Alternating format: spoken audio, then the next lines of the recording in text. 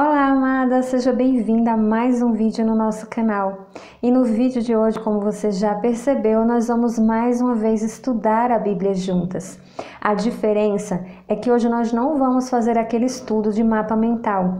Eu quero ajudar você a identificar palavras-chave no texto bíblico.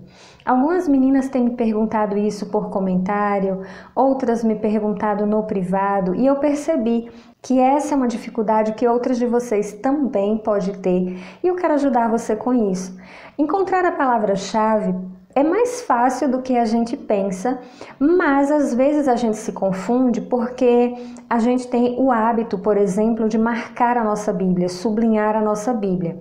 E quando fazemos isso sem uma intencionalidade, sem um propósito, acaba ficando difícil depois você revisitar esses estudos e entender sobre o que eles falam. Por isso eu sempre falo para você aqui do nosso código de cores da Bíblia.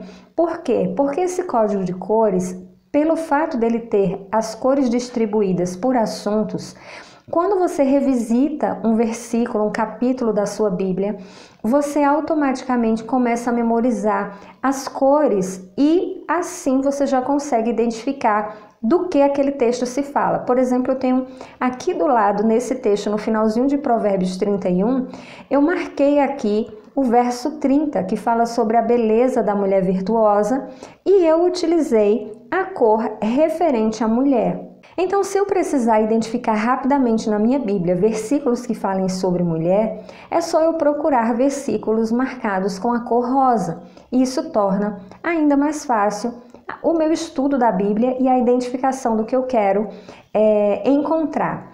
Então, sempre é bom você ter o seu código de cores quando você estiver fazendo estudo da Bíblia. Outra pergunta que vocês me fazem sempre é: quando você lê a Bíblia, você sempre usa o código de cores? Não, eu só uso o código de cores na hora que eu estou fazendo estudo bíblico, tá? Quando eu estou fazendo meu devocional, minha leitura bíblica, eu não uso o código de cores. Mas hoje nós não vamos trabalhar com código de cores e até eu resolvi fazer a marcação da palavra-chave na minha própria Bíblia. Vocês sabem que eu sempre gosto de imprimir o texto bíblico com a letra maior para ficar mais fácil você visualizar. Mas eu espero que assim dê para você perceber também. Eu vou dar o zoom aqui na hora de marcar para que você consiga visualizar com clareza e entender um pouco mais sobre palavra-chave. Então, antes de começarmos a marcar, vamos entender um pouco sobre o que é palavra-chave. A palavra-chave é um termo que resume a ideia central de um texto.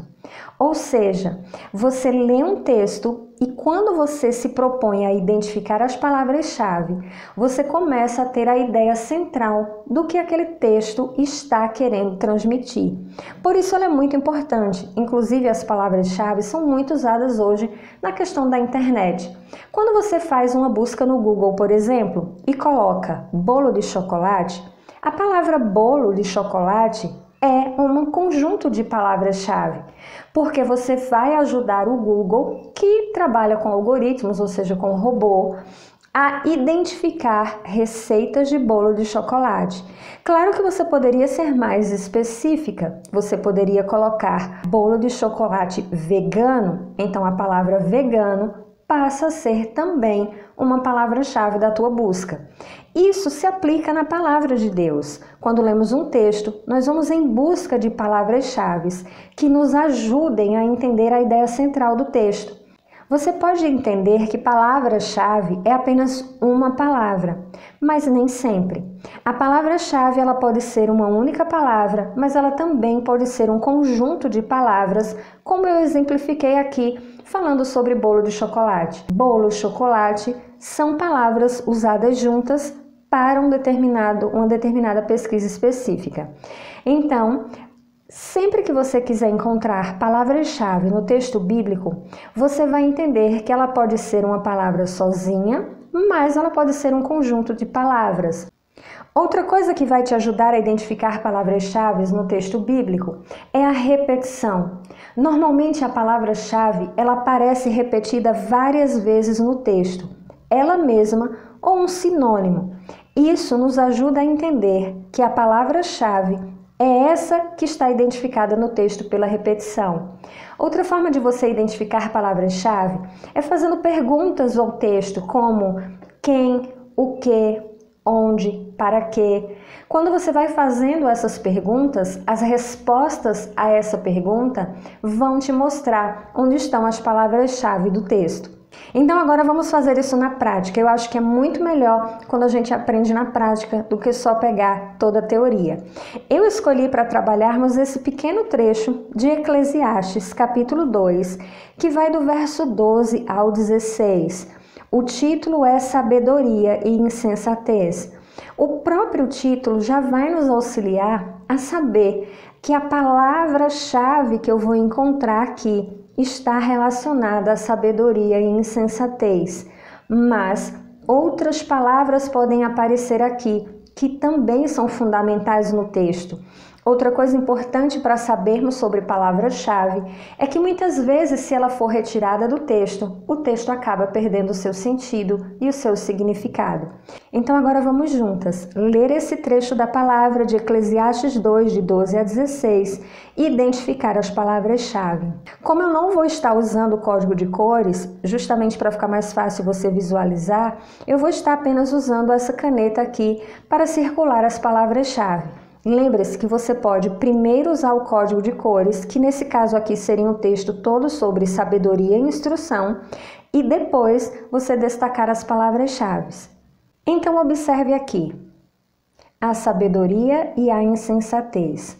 Então passei a refletir na sabedoria, na loucura da insensatez, o que pode fazer o sucessor do rei a não ser repetir o que já foi feito. Percebi que a sabedoria é melhor que a insensatez, assim como a luz é melhor do que as trevas. O homem sábio tem olhos que enxergam, mas o tolo anda nas trevas. Todavia percebi que ambos têm o mesmo destino. Aí fiquei pensando, o que acontece ao tolo também me acontecerá. Que proveito eu tive em ser sábio? Então eu disse a mim mesmo, isso não faz o menor sentido. Nem o sábio nem o tolo serão lembrados para sempre. Nos dias futuros, ambos serão esquecidos. Como pode o sábio morrer como o tolo morre? Nesse texto aqui fica bastante claro a repetição da palavra sabedoria e da palavra relacionada à insensatez, que nesse primeiro verso é loucura e a própria palavra insensatez. Veja que a palavra sabedoria, ela se repete.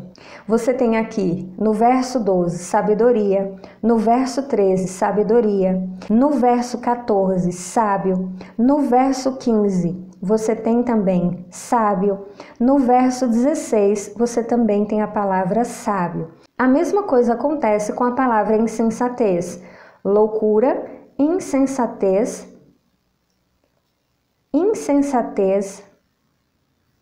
tolo. Essas palavras elas vão se repetindo e é isso que nós vamos fazer agora. Nós vamos marcar as palavras-chave desse texto que se repetem, sabedoria e insensatez.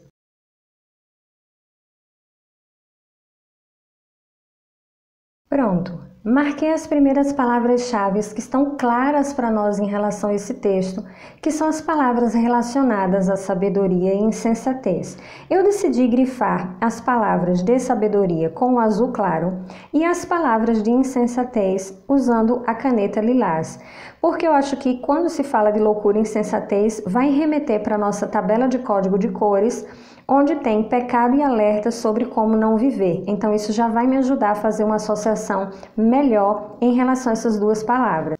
Agora observe, depois que nós fizemos a primeira marcação identificando que sabedoria e insensatez são as palavras-chave desse pequeno trecho da palavra, tem outras palavras aqui que também nos remetem a um entendimento mais profundo da palavra, como por exemplo, o rei Salomão fala que percebeu que a sabedoria é melhor do que a insensatez e ele faz uma comparação entre luz e trevas.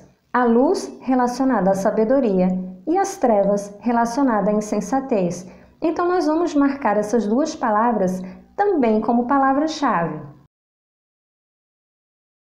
Aqui no verso 14, também temos duas palavras que estão relacionadas à sabedoria e à insensatez.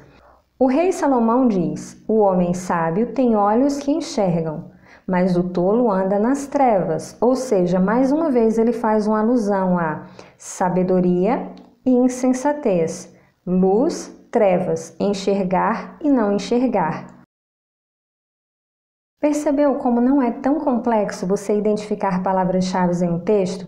Agora vamos para um texto do Novo Testamento, para reforçar ainda mais a maneira de você encontrar palavra-chave no texto.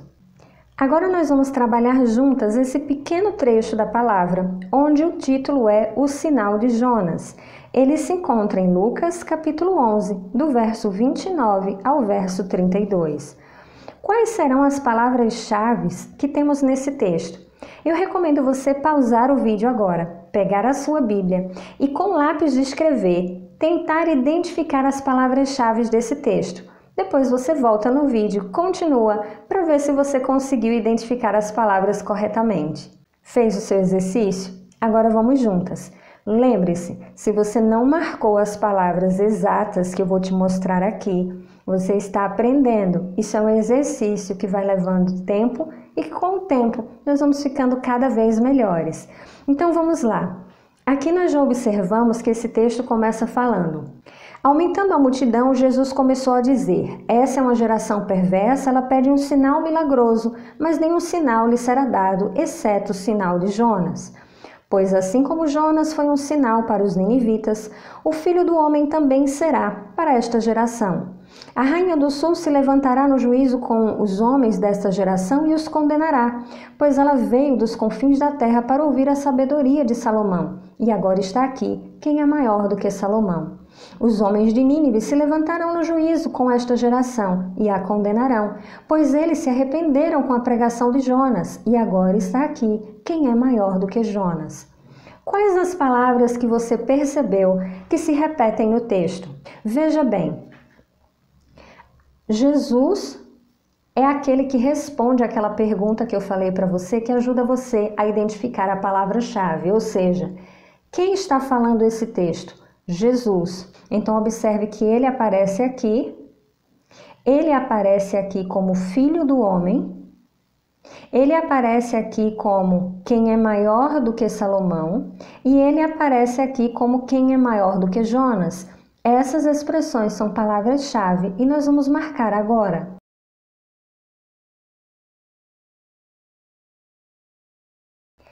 Outra palavra que eu falei para você que se repete, que também é importante no texto, é a palavra sinal, porque Jesus diz que uma geração perversa, que também é uma palavra-chave aqui, porque essa palavra está sendo dirigida à geração perversa, essa geração pede um sinal.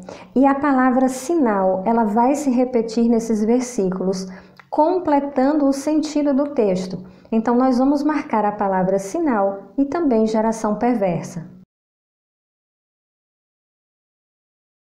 Agora observe, além de termos marcado Jesus como palavra-chave, marcamos também a palavra sinal milagroso, sinal e geração perversa.